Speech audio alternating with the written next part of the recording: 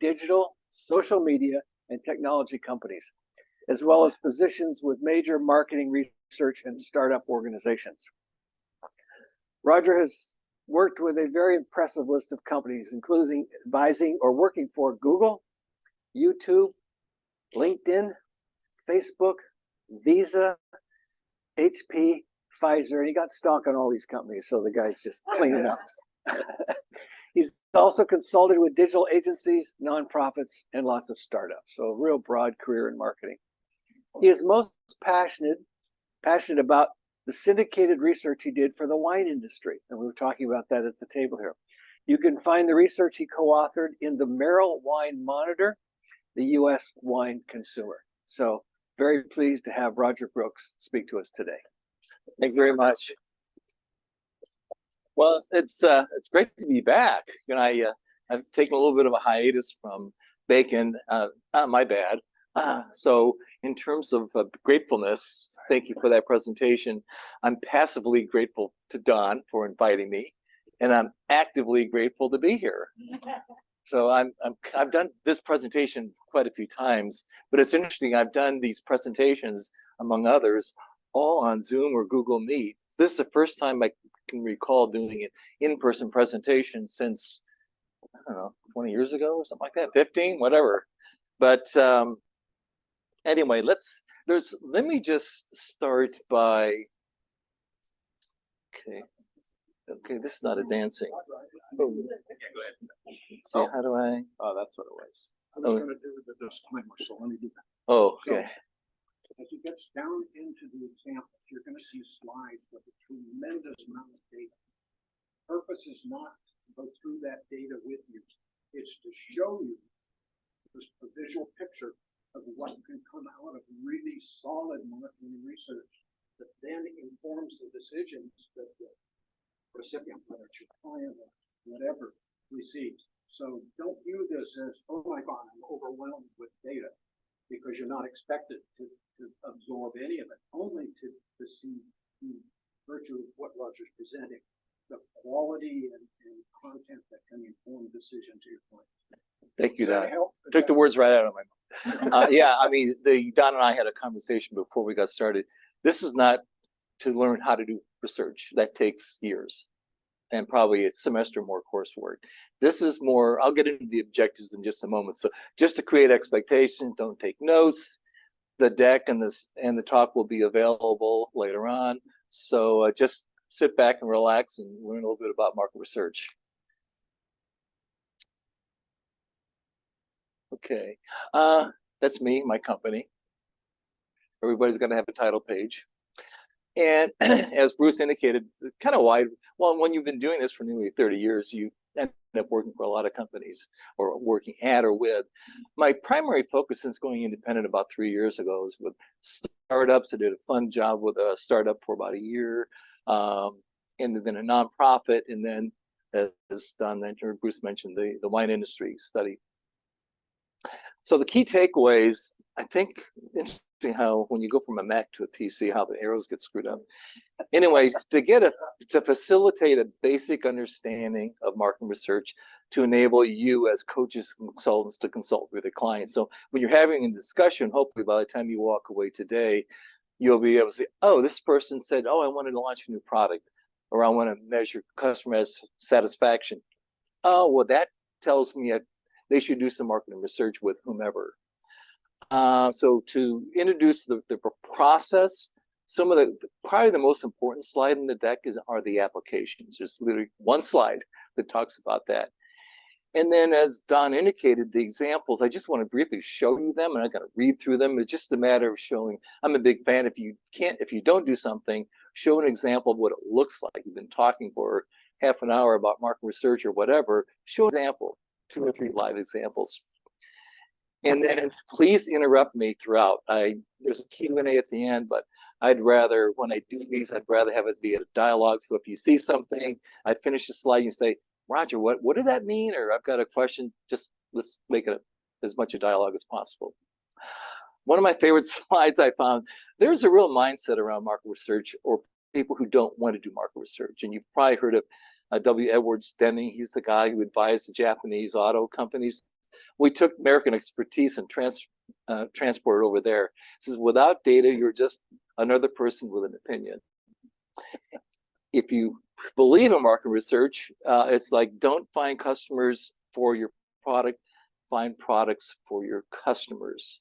Now, having said that, that doesn't mean that you can't find customers for your products. If you're kind of a company that's been in business for 15, 20 years, you've got stable products, yes, you want to find customers, but it's the nuance on that framework.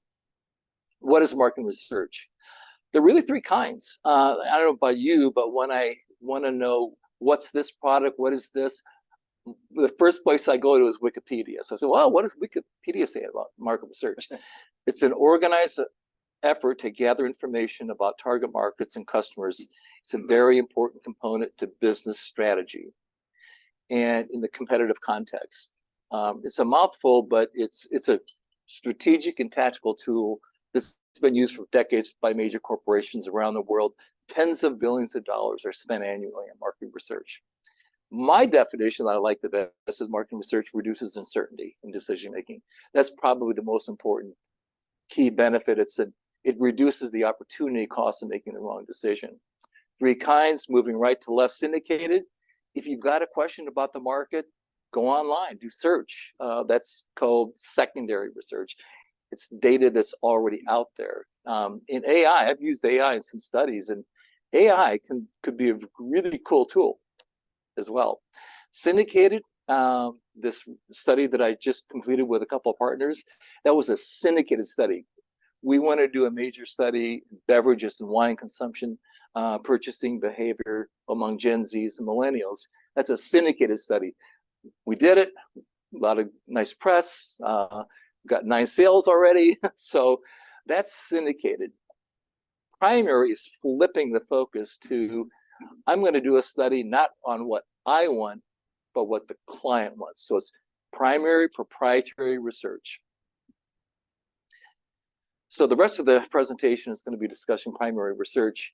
Basically, there's two types. You've all heard of focus groups, I'm sure. So this is the qualitative side that's used to kind of generate ideas about new products. Is probably the most common application. Sometimes they use it to figure out what kind of messaging we should go out with. Then the quantitative, which is, in my view, the most important because it's projectable, you can make decisions against it, is surveys. The process. There are really 4 components. This is probably not a lot different than what you do as a consultant or a coach, like the thorough needs assessment. Any consultant does a thorough needs assessment. A researcher just does it a little bit differently. It's really more focused on the specific objectives and outcomes, but more related to new products, branding, in the marketplace. That discussion drives the design of the research. If it's really open-ended, gosh, I'm not sure which direction I want to go, qualitative. Or I want to get the expert opinion of somebody, let's do some 45-minute in-depth interviews with some experts. So that drives the design, the sample source, the size, the questionnaire topics. Once I've had that discussion, I have a bullet list of everything this person wants to know. That gets translated into a questionnaire. And then the analytical plan, mainly that's about, well, what segments do you want to look at? Let's talk about how you want to look at the data. That design drives the data collection, whether it's qualitative or quantitative. And then the analysis and report that takes all that field work, all that data collection, and puts it into a format that is really kind of 2 components. One, a key findings and key recommendations for an executive to pick up. I can read these 2 to 3 pages rather than the 80 pages to follow. Opportunity costs. I'm not going to read through these, but you've probably heard of Kodak. They just missed it totally. That cost them $10 billion. So the opportunity cost of not doing research or doing the wrong kind of research is going to be millions, if not billions. Kind of the Pepsi one is, it's called, you've probably heard as marketers, near inline extension. I've got this great brand. I can develop some new products around this brand. What other products can I bring along? Well, Pepsi thought they could do Crystal Pepsi. Well, didn't work. New Coke. Yes. Oh yeah, yeah. Oh yeah. B2C and B2B and B2C. Oh yeah, absolutely. Absolutely. The key difference with B2B, you go through the same process, but it's much more costly because the sample and the incentive to interview these people is much greater. And difficult for people like we focus on often. Yeah. Getting them to actually do a survey. Well, there are panel companies that have attorneys. You can go to a panel company. There are panel companies that are focused on consumer. Most of the panel companies are, but there are a couple that I've gotten acquainted with that have great B2B samples, and one has attorneys and financial advisors. So, you know, if you want to talk offline, if you have questions on a follow-up basis, I'm happy to chat with you as you work with your clients. But short answer is yes, B2B. Just the sample source is different. The process is pretty much the same. I'd like to look at two sources of decision making. Kind of gets back to that slide about the mindset. I'm a business owner, or on the board, or an executive, and I've got this great product idea, for example. I love it. All my friends love it. Let's just go out and sell it. Well, what if you're wrong? Wouldn't it be nice to get a corroborative point of view through a representative random sample of your target customers? This is the only technical slide I'm going to provide. So you probably heard in polls like, well, we've done this poll, 950 consumers with a margin of error of 3.5%. What that means in simple terms is if I do a study, I can be, if I were to repeat that study with the same sample 100 times, I would get the same results 95 out of 100 times. So when you hear 95% confidence, 90% confidence, that's all that means. But with a margin of error. So if you look on the right side, you'll see bottom corner, you'll see how like the 3.2. So let's say I had a sample of like 900 or 950. I'm 95% confident if 40% of the people said yes. It's between, what is it? 36.8. It's between 38 or 36.8% and 43.2%. I'm 95% confident that it's between there. So that's all you need to know about statistics in terms of market research. It's that confidence level in the sample. It's driven by sample size. All right, I mentioned the most important slide. I think this is it. So when you're talking, when you're coaching, or speaking with your clients, and about whatever it is, there are really 5 areas that market research very broadly responds to. What are my organization's service and product quality? Everybody's done customer satisfaction surveys. Yes, that's research, but the more important research is on an annual basis. You go out and you do a study to measure satisfaction levels and loyalty of your customers. Brand performance. This is called the purchase funnel. Maybe some of you digital marketers have heard about that. Top of the funnel is awareness, bottom of the funnel is purchase intent. And then the likelihood to recommend, which is a surrogate for advocacy. So these are key metrics that are used in awareness and attitude usage studies, which are really kind of benchmark major studies that did those at YouTube. And it's also used in advertising effectiveness research, whether it's digital or cross-media, where I've got a lot of experience in that area too. So those are key metrics that are used there. And also, some of this is used in new product concept evaluation. Product service opportunities. I've got this great new product idea. If it's really undefined, you want to do qualitative. If it's fairly well defined, and you've got 2 or 3 different concepts that are pretty well put together, then you can go quantitative and do a survey about the key metrics there. Is probably the most important one is purchase intent. And then what price? There's a technique called Van Westendorp, which is a way of getting at price sensitivity and an optimal price. What should I call it? What should the package look like? All those questions can be answered through marketing research. So again, when you're talking with your clients and they have any of these issues come up, you say, oh, the light bulb goes on. You say, well, I think maybe you ought to do a little bit of research and let's take that to another level. And then marketing and advertising performance. A lot of experience there with, I ran LinkedIn's worldwide cross-media research program when they were transitioning from job search to a social media business site. And we wanted to measure how effective the campaign was in moving the needle on that perception. So that's advertising effectiveness research is routinely done, mostly by larger corporations. Then message evaluation. There are 5 different things I want to say. Well, which one best communicates the perception I'm trying to convey? And then media habits. Well, I've got this target market out there and I want to spend $1 million in advertising. Well, wouldn't it be nice to know what the media habits are? Ask them, what do you read? What do you view? Excuse me, let me just go back to M&A. Don and I were talking about that a little bit, caught his attention.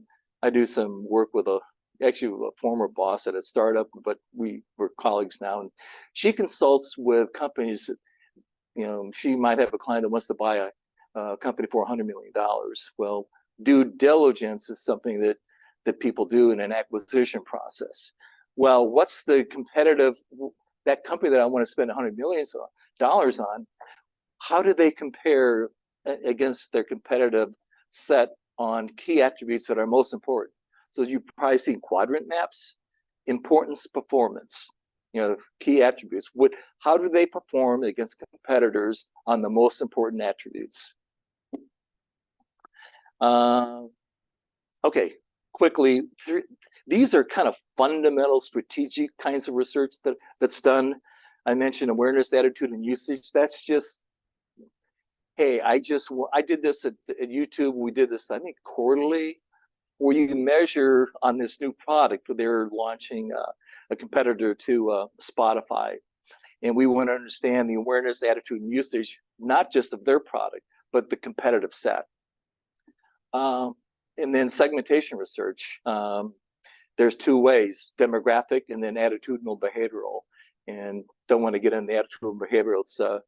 It's a technique, the cluster analysis, that creates these segments that are unique to one another. And then purchase decision making. Did some strategic work at a company where, how do people, from the moment that they decide that they want to buy a computer, what's the process that they go through, and what online and offline factors really impact that final decision throughout? And here's that purchase funnel, awareness, opinion, all the way down to purchase. What startups need to know. How many work with startups or consult with them? Okay, good. And having worked with one, I was VC funded one. What is the competitive landscape? Again, just, hey, I want to get funding, and I really want to understand. I want to go to potential investors. Well, if you do the research, you can get a great story to tell. If you do a awareness and attitude and usage kind of study, and especially if you combine that with an evaluation of their product or service concept. So you understand the market, number one. Secondly, you get an understanding of the appeal and demand for your product or service concept. The 2 taken together create a fabulous story that you can take to investors and say, hey, I've done my homework here. Demand is like, I can give you a demand estimate of X. And this is how we fit within the competitive landscape. What is my product potential? Again, as I just mentioned, these 2 kind of pillars, if you will, in terms of really understanding the product, the opportunity, and the optimal price. Then who are my best customers? So when you do the research, you want to make sure your sample size is big enough so you can isolate a robust sample in key segments that you want to examine. So that's startups. Early stage companies, think about the startup now is 2 or 3 years old. You kind of go back and you do similar kind of research. Where has the needle moved? I've been in business for 2 to 3 years. I've done all these campaigns. I've done these sales. Well, how has the needle moved in terms of awareness, purchase intent, things like that, those key metrics? And then how satisfied are they? Likelihood to recommend is a surrogate for loyalty. Personally, do not do NPS, Net Promoter Score. Total side discussion. I had to run studies at YouTube, NPS tracking studies. They're, anyway, total separate discussion, but highly advise not to use them. But CEOs love it because it's very simple and everything. If you follow up an NPS question with an open-ended, maybe it's okay. Where should I buy media? And then media consumption. So that's, again, you're an ongoing concern. You want to do advertising. What are the media habits of the people that I want to advertise to? And where should I buy? Where are they consuming their media, online and offline? AI, new slide. Actually, I've used it in a couple of recent studies. It's a productivity and efficiency tool, whether you're talking about marketing research or anything else. And you guys probably already know that. So in the green, kind of the green part is kind of the good news. I mean, you can use it. I use it, for example, to code open ends.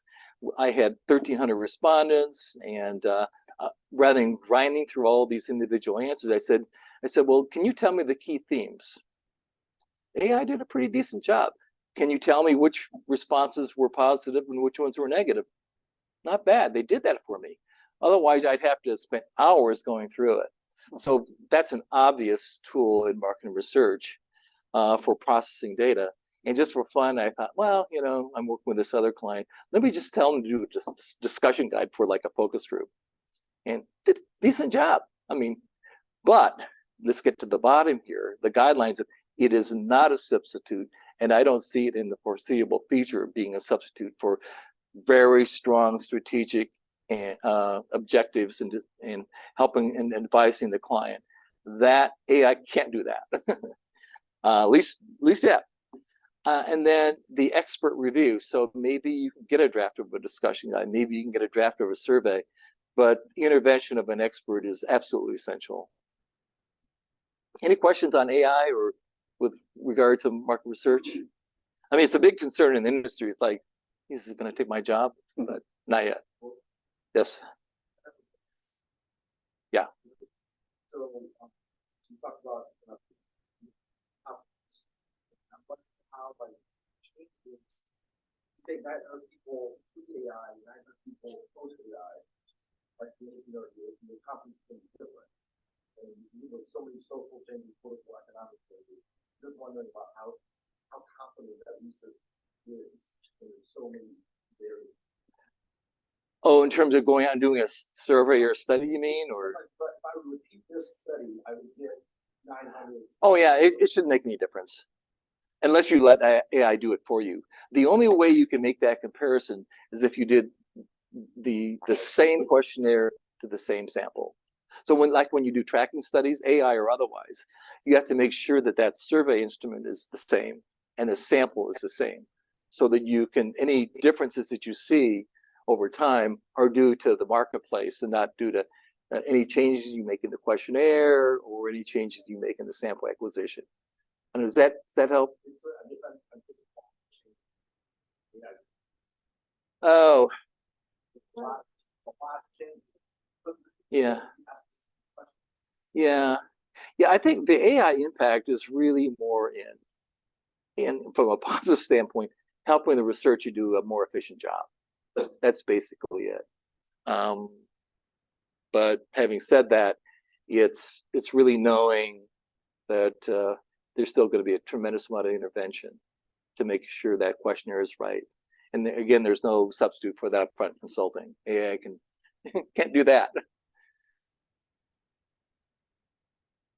couple quick examples. This is probably the simple survey I ever did. I'm on the board of a condo I own down in San Mateo. We had a spa that just couldn't be fixed. We gave up and said, hey, well, what can we put in there? Well, how about an exercise equipment room? Oh, good. Well, 5-question survey. It's the simplest one I've ever done. But it's a good example because some of the questions are very common, basic questions. I just showed this to you because this is kind of when you pick up a report after the title page and the agenda, you'll see background and objectives. Background, like I just said, we had an issue that we wanted to answer. The objectives were, well, is it feasible? Would people use it? What kind of equipment would they want? Next page in the report, key findings and recommendations. So if this were a major study like the wine study I did, is 90-page PowerPoint report. A lot of people aren't going to want to read that. But here we said, oh, majority want it. Good, we cleared the first hurdle. Next question, well, what do they want? Well, treadmill won. So good, we can move ahead. We've got this $25,000 that's in the balance here. We feel comfortable spending it, and we know how to spend it. And the recommendation, let's find somebody who's an expert in putting together an exercise equipment room. And this is your pricing pie charts. Oops, close. Okay, there we go. And this just shows what I just said about the 2/3. This scale definitely would use probably, this is a classic fully labeled scale.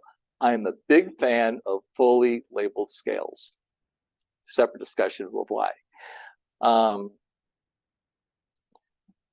don't know what's showing everything. So we ask a fully labeled rather than an anchor scale like 10 to 1 or 5 to 1, because a 3 to me could be different than a 3 to you. Yeah, it's like with a fully labeled scale, there's no ambiguity. You probably would do something. Just, I mean, not a lot of less ambiguity there. Let's put it that way. And then when you ask a question like this, then you want to ask, well, why? And remember I talked about AI coding open ends. Well, this is such a small sample. I just did it myself. That's the key thing when you look at open ends. Well, what's the key theme? I mean, who wants to read through hundreds of comments? Well, the key theme was convenience and accessibility, 41%. Not a surprise, but what research does, it quantifies that. And I'm not going to go, then we ask unsure probably. And then remember about, well, then what equipment would you like? Well, 4. Well, we can't put 4 in there. Well, what's the natural next question? Well, which one would you use most often? Treadmill. That was the second most important question. So we said, good, we know we got to have a treadmill at least, and we might have room for one other. That's it. And then I worked the employee benefits survey. I've done one in my life. It's research. It's not marketing research. It's employee research. And I did this for a client who's actually with Marin Referral Network. And she consults, she's a healthcare provider consultant. And they wanted to understand satisfaction levels with their dental plan. So how satisfied are you? Again, fully labeled scale, 7 points. You can always collapse extremely and very likely. So again, this is my personal preference on scaling. And then when you ask that question, well, it's kind of nice to know why they said what they did. If you just stop at very satisfied, well, what do I do with that? And here's the results of more than half were satisfied, but about 1/3 weren't. Well, that's kind of, well, what's going on here? And we found that for those people who were satisfied, they had good access to a dentist. Dissatisfied, they didn't. So it turned out to be a kind of a geographic thing. Very simple, but insightful that they never would have understood unless they did that kind of survey. Then finally, the wine study that I just did. This is kind of what, I don't know what this square is. Anyway, common question. Remember I mentioned awareness, attitude, and usage studies. Well, this is a usage question. What drinks do you consume 2 to 3 times a month? And not surprisingly, soda was number 1, soft drinks. But what was kind of that eye opener was how high wine was with Gen Z and millennials. A little bit of a surprise. Major beer brands, craft beer are up there. Those red circles, meaning that just means that one is significantly more than the other at 95%. So that was kind of actually the first question in the survey. Yes. Gen Z was 600 and something, 613. Millennials was 700 nationwide. Yeah, rep nationwide. Oh yeah, it's really good. Really good. Yeah, I would say, for example, if you want to look at, let's say you do a segmentation study, ideally you'd like to have 100 to 150 in each segment. For the full study, happy medium is about 400. But the bigger the sample, the better. You know, the perception, this is the people I thought. Perception is that most millennials and Gen Z love craft beer, and they're not like Yeah, we busted a few myths. I would think so. Yeah. Well, craft beer, it's not that it's not up there. What was kind of interesting is that major beer brands were more popular with millennials. And not going to get into this, but we also looked at occasions, perception of beverages, and purchase drivers. Marketing spend for one. Pardon me? I said marketing spend for one. The major beer people put in. Yeah. I marketing mean, for here craft beer. this was, the occasions was probably the money slide in the studies because they could position it as something where that's enjoyable at home. People bring to dinners and they order at a restaurant compared to other beverage options. And this is just to show another example what a chart looks like. Here we asked about importance on 10 different attributes. So importance of good for different occasions. But 50% said extremely or very important. And there were no differences between Gen Zs and millennials. But again, I wanted to show the full distribution here. And then on the right side, it's called top two boxes. What they say in the research world is where you collapse the top two response options. And then finally, wine purchase and consumption behavior. This is something I've been wanting to do for a long time. How has COVID impacted wine consumption? So just step back a little bit. The survey was divided into, the first part was 14 beverages. The second part was just wine. Because the people I worked with, they're beverage people. And we found that about 50% more millennials said they were consuming more wine now than pre-COVID. And then people who said they were consuming less.